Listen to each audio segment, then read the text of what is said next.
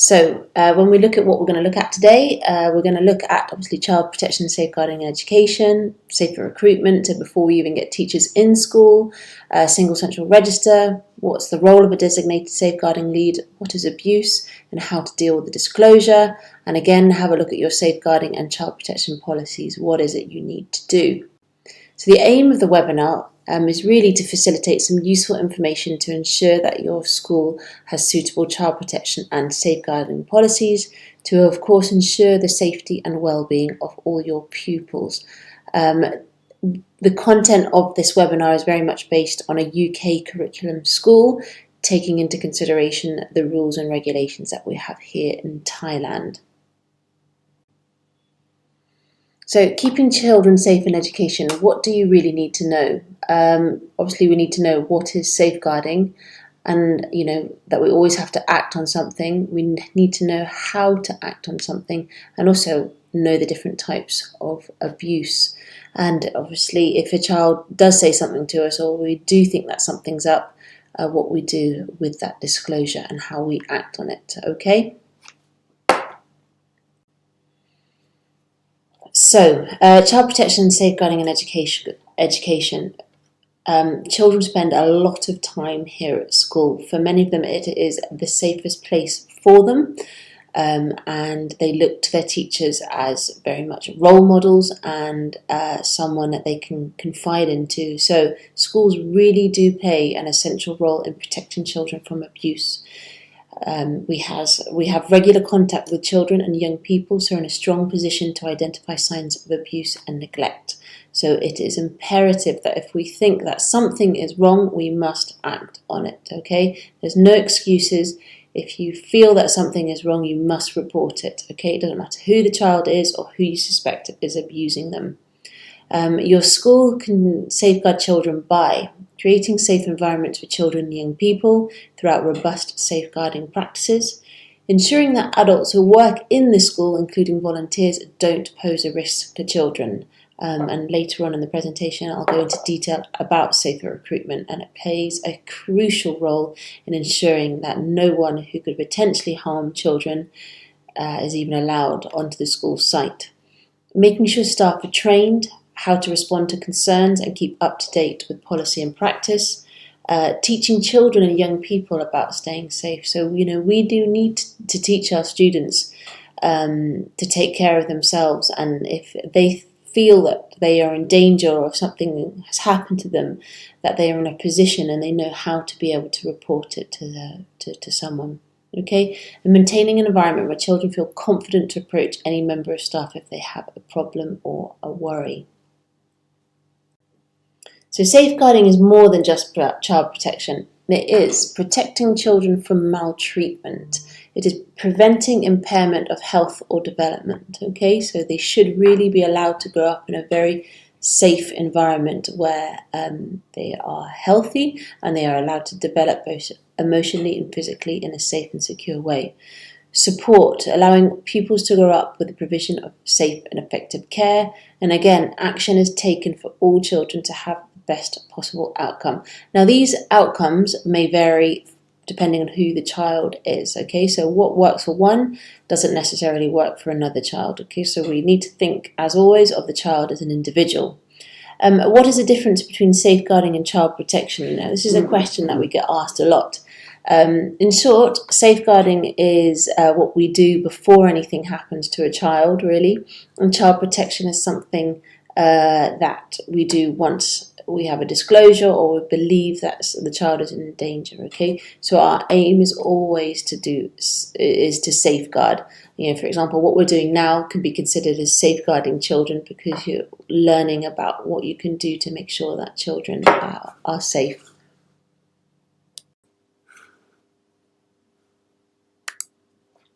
So a little bit here about safer recruitment. So, what we do before anybody comes into the school or even on site.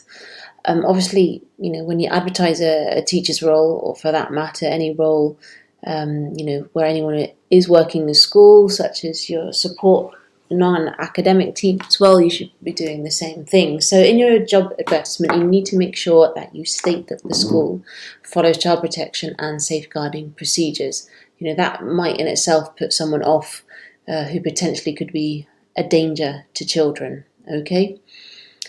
In an interview, you always have to have a question, or if not two, which is about safeguarding. So if it's a teacher, you need to ask them, for example, if a child makes a disclosure, what would you do? Those type of things. So you're looking for their previous knowledge. It's worth highlighting that in some schools, people do it different ways. So as long as you sort of get a good, secure answer about what they would do, then that should be enough. And there are obviously different stages of an interview. It's always good practice to do it at least two. Also, on your interview panel, you should have at least one member of staff who's gone through safe recruitment. There are online courses from people like organisations, like Educare,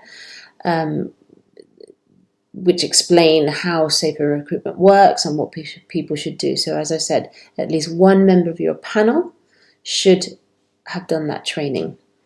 When it comes to references as well, you should have at least 2 references, if not 3.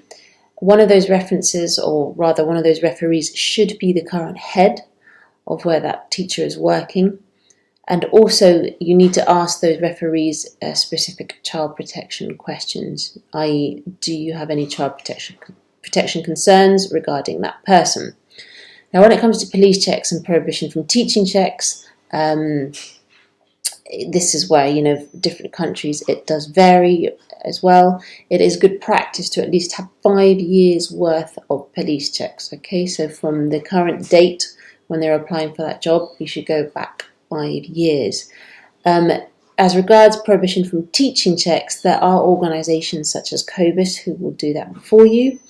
There are also certificates such as the ICPC, which is the International Child Protection Certificate. Now, if you come from the UK, that basically does the same as a basic DBS check. Now, if you're a UK school and you have someone coming from the UK, you should be able to ask them for an enhanced DBS check. Now, with Brexit and things like that, some of these checks have changed. So certain organisations like COBIS might not be able to do the European Union checks, but if they are coming from an EU member state, they would just have to do their normal police checks. When it comes to visitors and volunteers, I think the easiest thing to remember what to do is think, are they unsupervised with the children? Now, if they are unsupervised with the children, they should have a police check with them, and also should, in theory, go through training with a child protection officer. Unsupervised visitors could be even people like photographers, if you allow photographers into school, if you're, doing a new photo shoot or at school, then they potentially could be unsupervised. If you can guarantee that they won't be, then fantastic, they don't need to do all the checks. But if they are, then yes, you do. If you are having someone to give a talk to the children, then yes, they may well be unsupervised. So again, you probably would need to do all the checks. Someone who's doing a workshop, obviously your CCA providers, a counsellor who's coming in to give advice to your sixth formers, all those type of people should really come with police checks. If you have visitors coming into school, it's good practice as well to perhaps have a visitors form, which they can sign, almost like a mini child protection policy that as a teacher you would have to say that you read and that you sign. Things like, don't take pictures of children, that you will respect the privacy of the children, all those type of things. It's really good to make sure that a visitor acknowledges them. And again, a visitor should exchange an ID card for a form of school ID. A probation period, you need to make it very clear to the teacher that they have to go through a probation period. Now, at some schools, it's 2 months, some schools it's 3 months, some schools it's even longer, but you should make it clear. If there's any child protection issues during that time, that person would generally automatically fail the probation period, okay? At the start of the contract, when the teacher comes into the school, they should bring the original copies of the documentation if they haven't already sent them through. Now, this needs to be checked by your HR department, and the DSL, the designated safeguarding lead, should also check them, or at least do spot checks. Okay, you really want to make sure that those police reports or police checks, and even their degrees and such are original copies, okay? So, single central register, I'm not too sure if many of you have heard of this, but this is obviously something that your human resources department will oversee, and your head and your child protection officer. So what is it? It is basically a bank of information where your HR department will record all your sort of degrees, your qualifications, copies of your passport, your date of birth, all your police checks, this type of thing, and when you've done your child protection or not. Why do we need it? Well, if we have an inspection, it's not one of the first things they look at. They want to make sure that everything is in order. And, how do you record it? Well, there's lots of different ways you can record it. You can buy into online programs, or you can record it on something like Excel. And Excel obviously have secure Excel sheets where you need a password to get in. It's not something that a lot of people should have access to. For example, here at this school, we only have 4 people who have access to it, because it can be, obviously very confidential personal information. I would say that as an international school, if you do buy into an online platform that will do the single central register for you, many of those are either based in the UK or based in the States, so they therefore require UK documentation and US documentation. So it doesn't often make it that easy for an international school, because, obviously we need our Thai documentation as well. And that is for everybody, the single central register. Okay, it should be for the governors, the teachers, all your support staff, anyone who does an extra school activity. All that information should be stored on there. And of course, what is on that register, the HR department will also have the paper copy.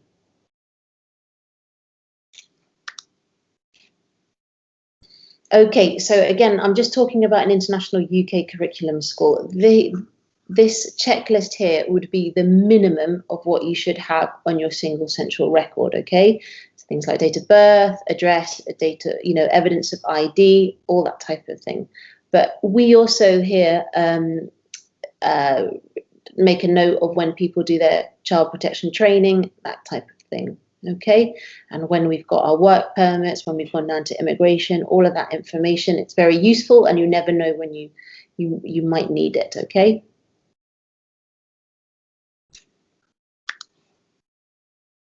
So a designated safeguarding lead.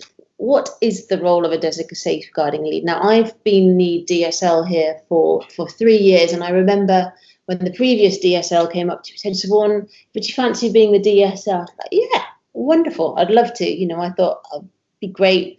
My background's very pastoral, so I thought it'd be great helping the children, looking after them. And I really had no idea just what it involved and how important the role really is. So I just wanted to quickly go through what is a DSL or a child protection officer. Okay, so these are a couple of things here I've listed. It really is to ensure that the head of college is kept fully informed of any concerns. Now, as a DSL, you do get a lot of concerns. 9 times out of 10, they're mostly pastoral. So, of course, you don't want to bother the head of college with those pastoral things unless it becomes a safeguarding issue. You need to make sure that all the staff are aware of these procedures, that they read the policies. So, I always say I do an awful lot of nagging. So quite often people, I see them in the corridor and they might walk the other way because they know I'm going to say to them, "Have you read the child protection policy?" Yes, you have. Well, you haven't signed off the tick box. Okay. So, you want to make sure that you have those things in place, make sure that they do sign that they have read the right procedures, things like that. Again, ensure that the safeguarding procedures are followed in the school. So we have a wonderful visitors policy form when people come in, and it looks great, but it's worth nothing if the receptionists, when people come in, don't make them sign it. So you want to follow up with things like that. Again, ensure that the appropriate training support is provided to all staff. Again, this can depend very much where the school is. The training that school may need may be very different to one country to another. So you do want to ensure that what you are offering your staff is the right type of training for the context of your school. Again, you need to have an oversight of the single central register. So you are one of the people who would have access to it. Now, it's not your responsibility as such, but it is your responsibility to sort of go in and make sure that HR are following up with, oh, that person's missing that check, this person's missing that one. So it is your responsibility just to make sure that they have everything where they should. Again, safeguarding training, how often and what type. So good practice. In the UK, to be a designated safeguarding lead, you have to do advanced child protection training, okay? And you should do that every 2 years. Now, a lot of it is sort of repetition of stuff you've already done, but good practice is that the DSL does it at least every 2 years.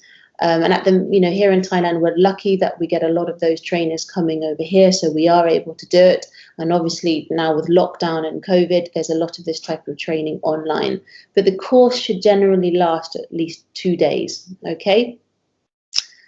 You need to ensure that accurate records are maintained on individual cases and keep these in a very secure place. And I always label them strictly confidential, okay? No one should know where you keep these files apart from your head of school. So you must keep them safe and you must keep them up to date. It really, really is important that you keep them up to date. It may be something small, but as I say, one day you may get something very small about one child and 6 months down the line you get something else, and together those pieces of information build up a jigsaw puzzle.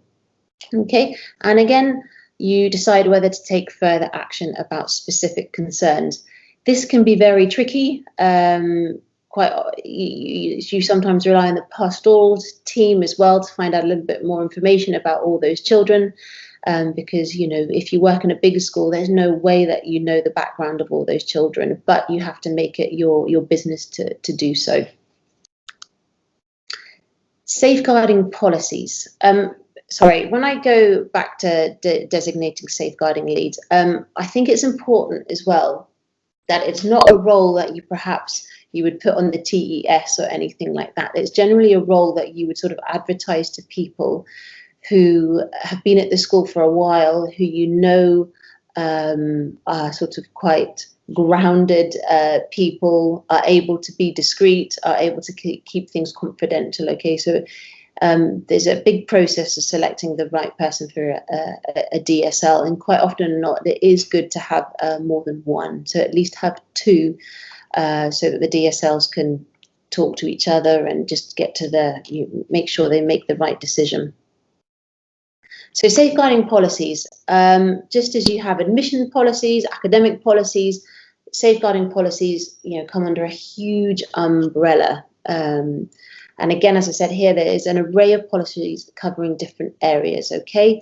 You do need to review these annually, and some of these, as I put here, need to be updated as legislations are amended. So, for example, you have simple things like pupil supervision, okay? What rules and regulations do your school put in place when staff are on duty and they're looking after the kids on the playground?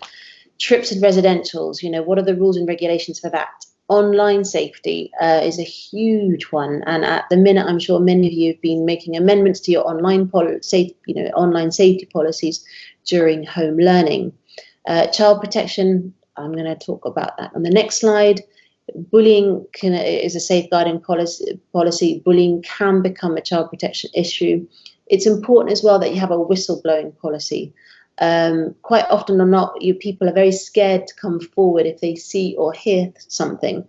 They may be scared because the child is connected to someone, or even it might be a child of a teacher, or that teacher doing something. They're scared to step up because they're scared of losing their job or that type of thing. So it's really important that in your whistleblowing policy, you state very, very clearly that that person's job, of course, will be safe if they come forward with a valid concern. Similarly, it's also important that you make very clear to your whole staff body that it is a responsibility to come forward. Okay, we have an absolute obligation to protect children, regardless of who that child is or regardless of the person who we think could be doing some sort of abuse. Again, attendance as well, that comes under safeguarding, so you should have a policy in place for attendance. And health and safety. That's another huge safeguarding policy. And things like, make sure you have an accident log, make sure you have a clinic log. So if a child, falls over on the playground, your staff can log on. They can maybe do it on I hate to say it because we're using Microsoft at the minute, but they can use a Google form and say, yeah, so-and-so fell over. Yes, I contacted the parent, that type of thing. And same with a clinic log. Okay, then if you have a nurse on site, she's able to log when the child came in, when the child went out, what was administered, if there was any problems. Okay. So your safeguarding and child protection policy. Again, these are the minimum requirements of what child protection policy should have in place. I'm not going to read them all, but I will read a few of them. So you must identify the name of the organisation and its objectives or activity. Now that sounds a very obvious thing, but it is really important. If you ever have an inspection, that's one thing that they always look for. Again, you have to recognise the organisation's responsibility in safeguarding children. It states clearly the duty of paid workers and volunteers to safeguard and protect. It states who the policy applies to, so it's not just the teachers, it's anyone who comes into school really and who's potentially unsupervised with a child. And I would strongly suggest as well that your child protection policy is made available online. There's no need to worry about another school copying or anything like that, because there are so many policies flying around, but it is important that you have it online so that if parents want to have a look at it, they can. And also, if someone was thinking about coming to apply for a role in your school and they saw that you had a child protection policy and they were someone who would thinking about doing something bad to a child, they could well be put off by the fact that, okay, these guys know what they're talking about. They have policies in place. With child protection policies, rules and regulations change regularly. Obviously, here at this school, we're a UK school, so very much, a lot of our policy is based on the UK. So that is updated, or I was going to say every month, perhaps not as much, but it is updated regularly. And at the minute, obviously, with online learning and children being at home, lots of amendments are made to that policy. So if you do have a policy at place at the minute and you are learning from home, if the children are at home, you should make sure that you do update that policy to include any rules and regulations about home learning. So, for example, if you have a rule against one-to-one teaching with the children online, what the staff should be wearing, where the computer should be placed, cameras on, cameras off, however your school does it, that should all be very, very clear in your policy.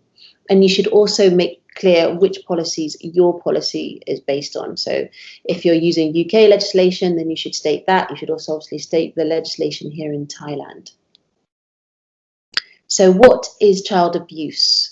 Child abuse is quite a generic term, so we're going to look at a bit more in detail at some forms of child abuse. Okay, there are lots of definitions about child abuse, but I find in particular the World Health Organization has a good definition. So child abuse. Child maltreatment is abuse and neglect that occurs to children under 18 years of age. It includes all types of physical and or emotional ill treatment, sexual abuse, neglect, negligence, and commercial or other exploitation, which results in actual or potential harm to the child's health, survival, development, or dignity in the context of a relationship of responsibility, trust, or power. Exposure to intimate partner violence is also sometimes included as a form of child maltreatment. So when we talk about domestic abuse as well, if you have the suspicion that you have a child at your school and there's domestic abuse going on in that household, I would automatically put that child on our child protection register. The abuse might not be towards them, it may be towards one of their parents, but I'm sure you all agree, being in a household where that type of violence is occurring, that child is obviously at risk. So we're going to talk about 4 types of child abuse. The first is neglect, and neglect is a failure to meet a child's physical and psychological needs. It is the most common type of child abuse. I put a photo there of a dad on his mobile phone and the little girl there in the corner. The reason for that is, as parents, many of us lead such busy lives, we're busy with our own work, 100 million things going on, that sometimes unintentionally we can neglect our own children. While this not may be considered as a serious form of child abuse or child neglect, it can eventually lead to it, because that child, they don't have the emotional support that they need. They can lead into things like anxiety and depression. So all I would suggest is, if you do have a child who you think is being slightly neglected, is just a very polite word with the parents. And quite often or not, that helps the situation. You offer your support to the parents as well. Obviously it has to be done very diplomatically, but not all child abuse is intentional. Oh, beg your pardon.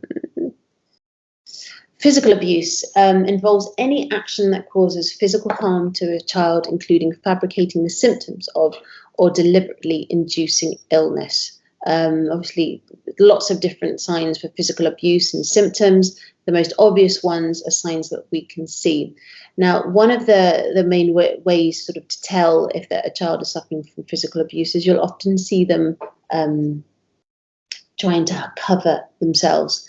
However, I would be careful with that, because obviously we live in a very hot country. We are out in the sunshine a lot, and so people do wear protective gear to protect themselves from the sun. So if you do have a child who's wearing long sleeves when they're doing PE or anything like that, it does not necessarily mean that there's physical abuse. So it's obviously urge on the core, be careful with that.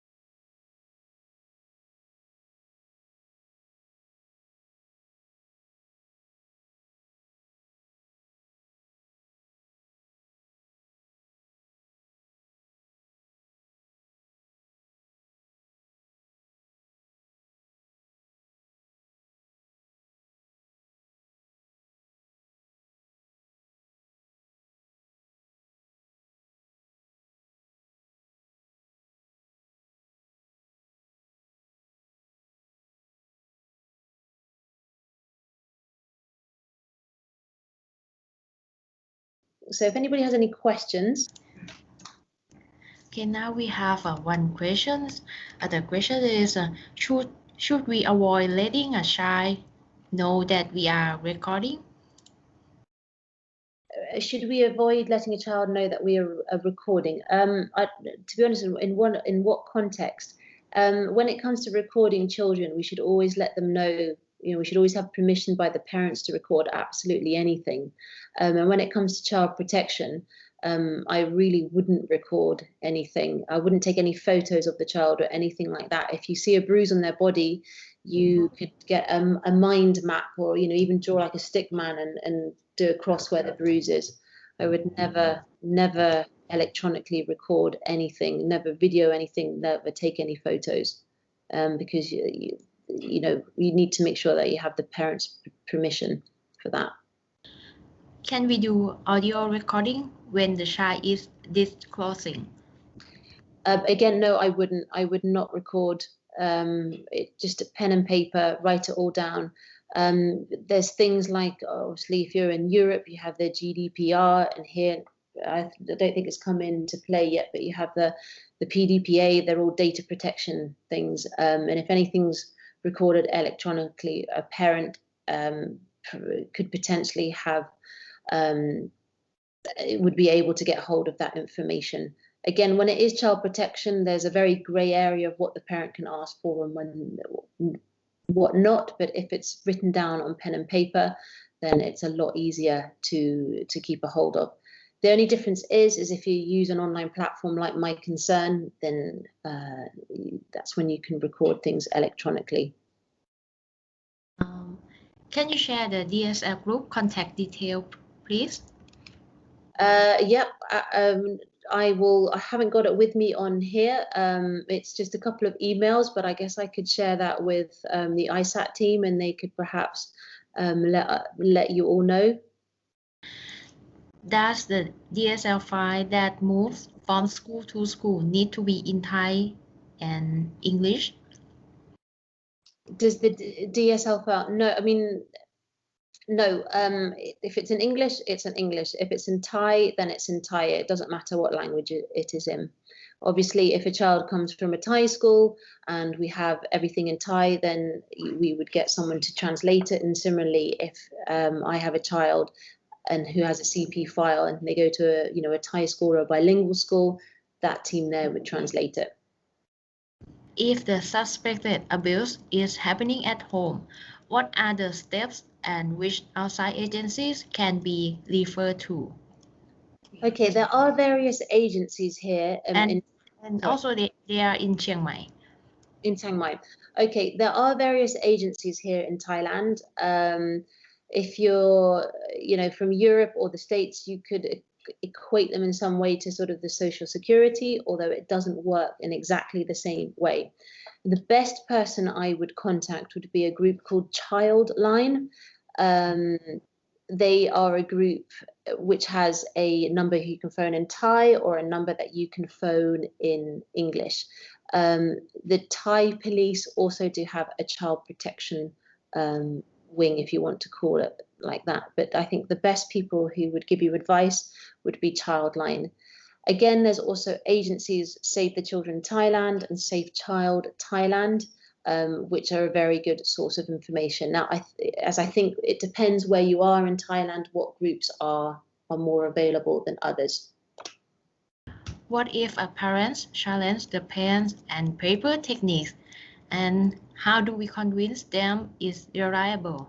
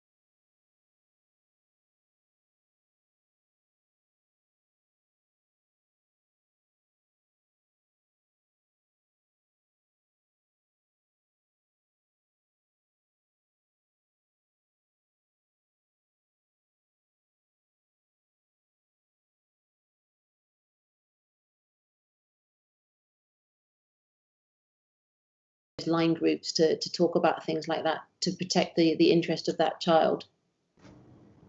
There are teachers recording what is happening inside the classroom among students. According to them, it is an evidence of what the other child is doing to the other child. Is that right? If a child is, so the teacher is recording something that the other child is doing. Again, I think it would depend on your school's policy. I mean, if you allow your teachers to have mobile phones to record things like that in the school, then you would have to decide in your policy. But again, recording children is a very, very grey area. Unless it's on, you know, like a school iPad or something like that, I would recommend that you don't do it. I think you need to make sure that you protect the interests of all the children. Every child has the right to privacy. So by allowing things that record children, you know, again, it depends on your policy, but it can be a very tricky area to deal with. Video evidence is the norm now, even to find students missing personal items. So, are we obliged to submit digital evidence? I wouldn't say video evidence is the norm now. I think a lot of schools still don't use video evidence for that particular reason that I've just explained. We have the right to protect a child's privacy. But again, that would depend on your own school's policy. If your school deems it okay to record a child, then I suspect you would be okay to submit that as evidence. Schools right now are using CCTVs inside the classroom. Can it be used for evidence, or can it be shown to parents asking for a copy of it?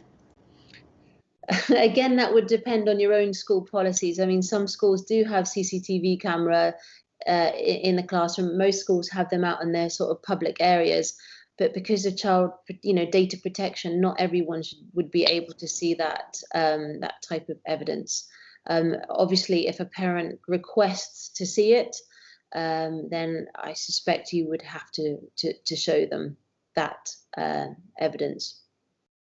But in the 5 years that I've worked in this school, we've never had to show that to a parent. If parents do not accept the written report, what can the school do? If they don't, well, a parent, if you're talking about child protection reports, a parent would probably never ever see the child protection report. But if you're talking about a normal school report, I think if they don't accept it, there's not a lot that you could do that they don't accept their child's report. I guess you just have to, show them evidence that this is where their child is at, but they shouldn't be seeing a child protection report. If there is no school policy about teachers recording a child, is there any corresponding punishment? Sorry, there'd obviously be disciplinary action. So in your staff handbook, I'm sure if a member of staff recorded a child and your school says that they shouldn't, then you would obviously have some sort of disciplinary action. Probably, I suspect it would be, they would get a written warning that that's what they should be doing, that they shouldn't be doing. Again, it's advisable that in your staff handbook that's all very clear. What are the policies when it comes to recording, what not to record. If you're in a UK school, for example, mobile phones in early years aren't allowed, whereas in the secondary schools, teachers can have a mobile phone on them. Could we point out the marks or bullies on a child body that visible or are visible to parents during arrival period? Well, one good tactic is if you see that a child has a bruise on them, and perhaps if they're a younger child, you could just say, today when Joe was playing on the playground, I noticed that he had a little bruise, but he wasn't able to tell me if he did it here or if he did it at home, and just see what their reaction is. But again, when you do that, you still need to log that you have seen a bruise and make sure the DSL knows. How do we record evidence of physical abuse, or mask if we can't take pictures? Okay, I would use what we call a body map. So there's plenty online. It's basically a very basic drawing of a body, and then you just took a cross of where on that body map where the bruise is. Okay. You could even make sure that you have in your child protection policy that you have a copy of a body map so that people can easily access it. Again, recording digitally and taking evidence of photos or something like that does depend on schools, but and it is a very UK way of thinking not to take photos of things like that. So it depends on what your school says. In a teacher's point of view, what is our protection if the students try to record or take photo of us while teaching? Yeah, especially now with home learning. I mean, you don't know who's behind the screen. Again, I would strongly recommend that you have like sort of an online or a computing agreement that all your children have to sign, and make sure that they don't abuse that good use agreement of technology. And absolutely, if a child takes a photo of you, you are within your full right to complain and make a formal complaint at to your head of school, and I would imagine that they would take action, whether it's an internal suspension or whatever your school's behavior policy is. If a child is in a dangerous situation at home and their life is at risk, what can we do to keep that child safe if they have no place to go? Well, as I said, they do have some social services here, so you should absolutely phone the authorities and make them aware. Again, I really strongly recommend the team at Childline. They would be able to immediately put you in contact with the right people. And in a question of sort of minutes, half an hour, they put you in contact with the right people. I mean, I think we're quite fortunate here at the minute. There's a huge push here in Thailand to ensure that all the schools and education places have the right child protection policies. And as I was saying earlier before, to the ISAT team, within all the ASEAN countries, Thailand is by far at the forefront of leading the way forward when it comes to child protection and safeguarding. So I think it's meets like this, which just shows that it is so important to so many of us to make sure that we do get it right and that we are here to safeguard all the children we have under our care.